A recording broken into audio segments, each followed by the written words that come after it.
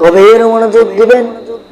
শুকরিয়া আদায়কারী যারা সুখে দুঃখে মওলার শুকরিয়া আদায় করে, এই সকল বান্দা বান্দীদের জন্য আল্লাহ রাব্বুল আলামিন জান্নাতে একটি ঘর রেখেছেন। কি ঘর?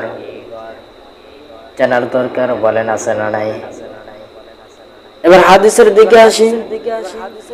মুহাম্মদ সাল্লাল্লাহু আলাইহি ওয়াসাল্লাম মেরাজের রাতে যখন জান্নাত ভ্রমণ করতে গেলেন, জান্নাত ভ্রমণ করতে যাবার সময় হযরত জিবরাইল আলাইহিস সালাতু ওয়াস সালামকে সাথে মেরাজের রাতে জান্নাত ভ্রমণ করতে পাঠাইলেন। চলে গেলেন জান্নাত ভ্রমণ করতে। যাওয়ার পরে দেখতে পেলেন বিশাল একটি ঘর জান্নাতের মধ্যে, বিশাল একটি ঘর। এই জান্নাতটি দেখার পর জান্নাতের মধ্যে যেই ঘরটি দেখতে পেলেন, রাসূলুল্লাহ সাল্লাল্লাহু আলাইহি ওয়াসাল্লাম জান্নাতের মধ্যে যাওয়ার পরে ঘরটি দেখতে পেলেন বিশাল একটি ঘর। জিবরাইলকে বললেন, ইয়া খে জিবরাইল, জিবরাইল, এই ঘরটি কিসের ঘর? জিবরাইল বলে, ইয়া রাসূলুল্লাহ, ইয়া হাবিবাল্লাহ, এই ঘরটি হলো বাইতুল হামদ। বাইতুল মানে ঘর, হামদ মানে প্রশংসা। এই প্রশংসাকারীদের ঘর। আল্লাহ সুবহানাহু ওয়া তাআলা বলছেন, যে ব্যক্তিরা শুকরিয়া আদায় করে সুখে দুঃখে, অশান্তিতে, পেরেশানিতে, বালামার সময় সদা সর্বদা আমি মওলার শুকরিয়া আদায় করে, ওই সকল বান্দা বান্দীদের জন্য যে জান্নাতটি রেখেছে জান্নাতের মধ্যে, সেই জান্নাতের নাম হলো বাইতুল হামদ। সুবহানাল্লাহ। এই জন্য প্রিয় ভাইরা আমার, লক্ষ্য করবেন, এই যে ঘরটি দিয়েছে, এই যে দুনিয়ার জমিনে, যে দুনিয়ার জমিনে আমরা যে একটু বালা মুসিবতের সময় বলে ফেলি, আল্লাহ আমার এই দেখে, বললে কাউকে দেখে না, আসলে নাই। এই জন্য এই কথা বলা যাবে না। এই জন্য প্রিয় ভাইরা দেখবেন, আল্লাহ যাকে ভালোবাসে তাকে ক্ষতি বেশি হয়, দেখায় বেশি। আল্লাহ যাকে ভালোবাসে তাকে কষ্ট দেয়, কষ্ট দিয়ে পরীক্ষা করে যে বান্দা ধৈর্য ধারণ করতে পারে কিনা।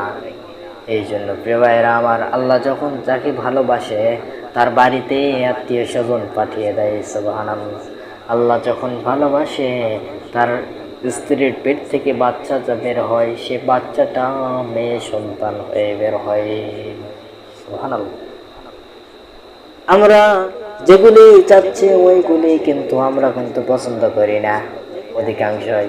যেমন আল্লাহ কষ্ট দিয়ে পরীক্ষা করে, যাকে ভালোবাসে তাকে কষ্ট দেয়, কিন্তু এই কষ্টটা আমরা মনে করি যে এই আমাকেই দেখে দুনিয়ার জমিনে, আর কাউকে পাই না।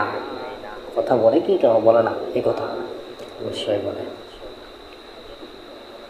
আত্মীয় স্বজন, আল্লাহ যাকে ভালোবাসে তার বাড়িতে আত্মীয় স্বজন পাঠায় দেয়।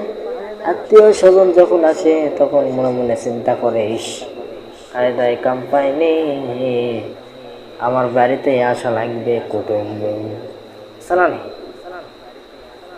এই আলো, এখন তো এরকম লিস্ট রেডি করতে হবে, দই আনতে হবে, মিষ্টি আনতে হবে, গরু মাংস আনতে হবে, এদের এখন খেলাইতে হবে, মেলা পেরেশানি।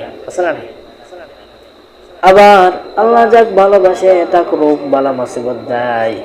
রোগ বালা মুসিবত আসলে কয়, আমার সোলডারে আল্লাহ দেখে, অন্য কারো সোলকে দেখতে পায় না। এরকম কথা বলে কি বলে না? দেখবেন।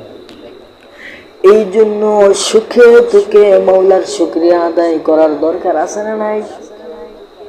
রাসূলুল্লাহ সাল্লাল্লাহু আলাইহি সাল্লাম মেরাজের রাতে যাবার পরে দেখতে পেলেন জান্নাতের মধ্যে বিশাল একটি ঘর।